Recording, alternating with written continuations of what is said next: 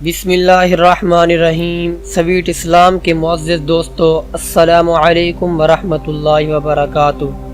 میں ہوں محمد زاہد اور آپ دیکھ رہے ہیں یوٹیوب چینل سویٹ اسلام۔ ایک شخص نے دوسرے شخص کے پاس جو عام لوگوں میں سے تھا کچھ مال امانت کے لیے رکھا، اور یہ شخص ایسا امانت دار مشہور تھا جس کے بارے میں کسی کو بھی شبہ نہ تھا۔ پھر امانت رکھنے والا شخص مکہ مکرمہ حج کے لیے چلا گیا۔ کچھ عرصہ کے بعد جب واپس آیا تو اپنا مال طلب کیا تو یہ شخص مکر گیا، تو مدعی قاضی ایاس کے پاس پہنچا اور اپنا پورا واقعہ سنایا۔ قاضی ایاس نے کہا، کیا میرے پاس تمہارے آنے کی اس کو خبر ہو گئی ہے؟ اس نے کہا کہ نہیں ہوئی۔ پھر قاضی ایاس نے پوچھا کہ تم کسی کی موجودگی میں اس سے جھگڑے ہو؟ اس شخص نے کہا کہ نہیں، کسی کو بھی اس کی خبر نہیں ہوئی۔ قاضی ایاس نے کہا، تو لوٹ جاؤ اور کسی کے سامنے بھی اس کا ذکر نہ کرو، اور 2 دن کے بعد مجھ سے آ کر ملو۔ وہ شخص چلا گیا۔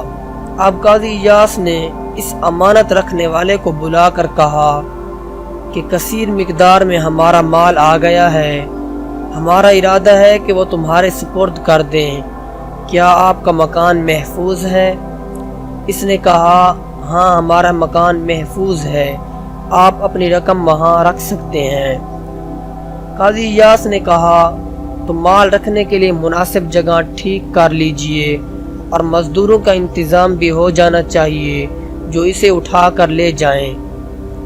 اب 2 دن کے بعد وہ شخص آیا تو اس سے قاضی ایاس نے کہا، اب تم جا کر اس سے اپنا مال مانگو، اگر وہ دے دے تو فہو المراد، یعنی مقصد حاصل ہو گیا، اور اگر انکار کرے تو اس سے کہنا کہ میں قاضی کو خبر کرتا ہوں۔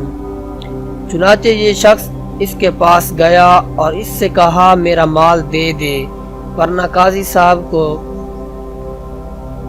چنانچہ یہ شخص اس کے پاس گیا اور اس سے کہا کہ میرا مال واپس دے دے ورنہ قاضی صاحب کے پاس جا کر شکایت کر دوں گا اور تمام ماجرا ان کو بیان کر دوں گا۔